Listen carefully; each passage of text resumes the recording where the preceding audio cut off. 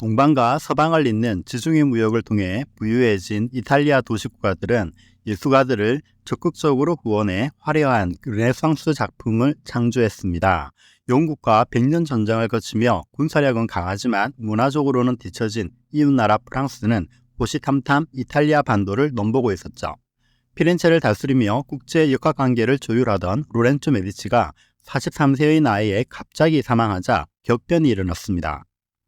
프랑스 왕 샤를 8세는 나폴리 왕국을 침략하기 위해 군대를 이끌고 밀라노를 거쳐 피렌체에 입성했어요. 당시 피렌체의 지배자는 로렌초의 장남 피에트로 메디치였는데 그는 나라를 지키지 못하고 베네치아로 도망쳤습니다. 붕괴한 시민들은 메디치 가문을 추방하고 말았죠. 이후 피렌체에선 기독교 근본주의를 바탕으로 하는 신정국가가 세워지는데 급진적인 개혁을 이끈 인물이 사보나롤라라는 대중설교를 잘하는 수도승이었습니다.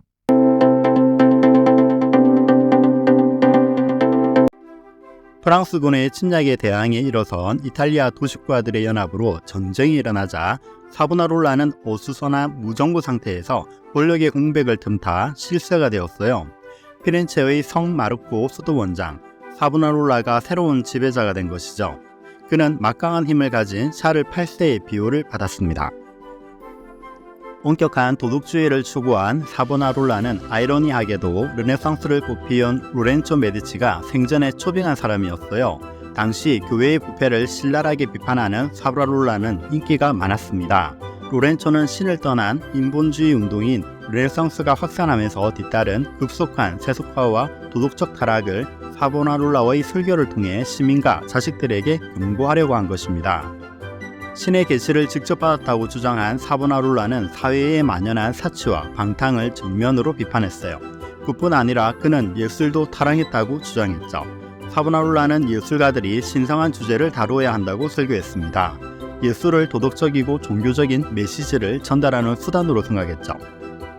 기독교를 중심으로 하는 중세에서 벗어나 르네상스가 확산하면서 화려한 볼거리와 회화, 건축, 조각 등에 빠져 지내던 사람들은 사보나롤라의 말에 충격을 받았습니다. 신의 심판이 임박했다는 그의 설교에 사람들은 갑자기 hin동을 받고 열렬한 신도로 변신했어요. 사치스럽고 화려한 옷차림이 검소해지고 예술에도 변화가 생겼죠. 남녀 간의 사랑이나 누드 같은 세속적인 주제에서 벗어나 다시 종교로 회귀했어요. 사보나롤라의 개혁운동은 르네상스를 대표하는 예술가 보티첼리의 그림에도 영향을 주었습니다. 메디치 가문의 후원으로 그리스, 로마 신화를 바탕으로 한 프리마베라, 비너스의 탄생 같은 세련되고 감각적인 그림을 그리던 보티첼리의 그림이 종교적인 주제로 바뀌었죠. 원래 보티첼리는 예술의 아름다움과 즐거움을 추구했지만 사보나롤라의 영향으로 성 제노비오의 세 가지 기적 같은 종교화를 그렸습니다. 보티첼리의 그림 속 주인공 성 제노비오는 서기 4세기경 피렌체인들을 기독교로 인도한 존경받는 성인입니다. 세 가지 기적은 기도로 귀신을 쫓는 일과 죽은 아기를 살리는 장면, 그리고 눈먼 거지의 눈을 뜨게 하는 기적을 말합니다.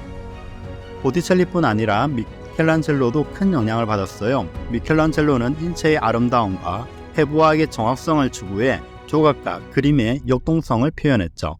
사보나롤라의 설교에 감복한 미켈란젤로는 이후 다윗상, 천지창조, 최후의 심판 등을 통해 종교적인 메시지와 도덕적인 가치를 강조했습니다.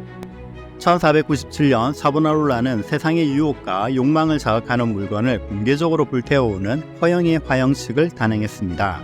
카니발 축제의 마지막 날에 시뇨리아 광장에 거대한 피라미드 모양의 사치품 더미가 등장했어요. 화려한 옷, 기금속, 장신구, 가발, 향수, 주사위와 카드 위에 조속한 그림과 점성술 책들이 겹겹이 쌓여 있었습니다. 장작더미 위에 불길이 치솟자 찬송가가 터져나왔고 군중들은 나팔을 불고 모든 성당은 크게 종을 울렸어요.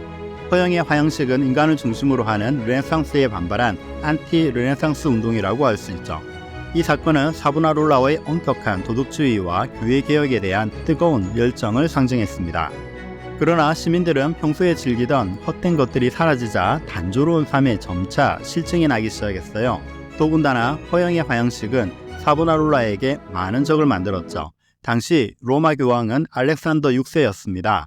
그는 매수, 살인, 독살, 음모를 임삼는 타락한 교황의 대명사였어요. 사보나롤라는 교황 중의 네로라고 불리던 알렉산더 6세를 도덕적으로 맹비난했습니다. 로마에 있던 알렉산더 6세는 사보나롤라를 이단자로 몰아 파문했습니다. 교황은 사보나롤라를 처형하지 않으면 피렌체 시민 전부를 파문하겠다고 위협했어요. 로마나 나폴리 등 유럽 전역에 영을 내려 피렌체 시민들의 재산을 마음대로 강탈해도 좋다고 협박했습니다. 종교적 신념보다 자기 재산을 더 중요하게 생각한 시민들은 4년에 걸친 사보나롤라에 대한 열광적인 지지를 철회하기 시작했어요.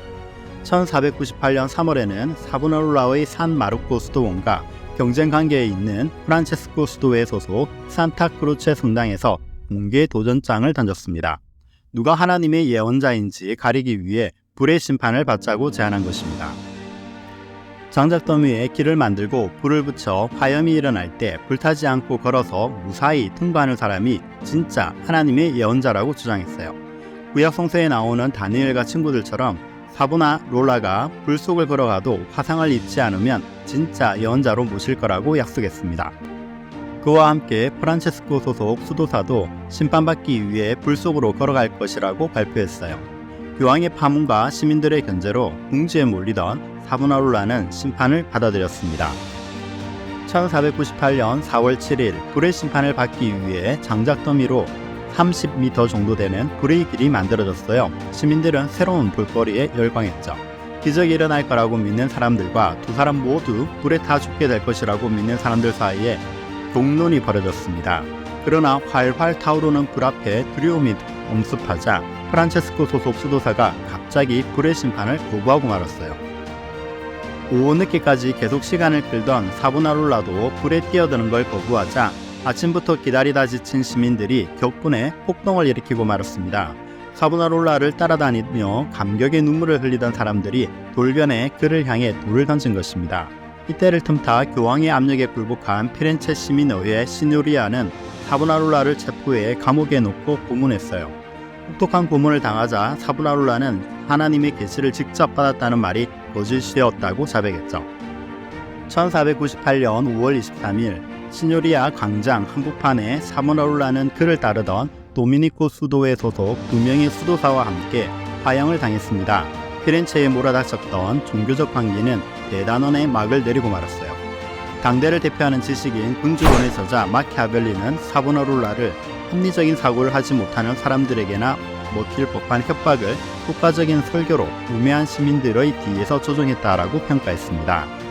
사보나롤라를 시대를 앞서간 종교개혁가로 보는 관점과 마키아벨리같이 시대의 변화를 읽지 못한 근본주의자로 보는 두 가지 시각이 있어요. 보는 각도에 따라 견해가 다르겠지만 보티첼리의 작품같이 오랜 시간 공들여 제작한 진귀한 르네상스 예술작품이 한순간에 불타버린 건 현재로선 아주 안타까운 일입니다. 이번 영상에서 궁금한 점이 있으면 아래 댓글을 달아주세요. 약이 되는 이야기 채널 시청해주셔서 감사합니다.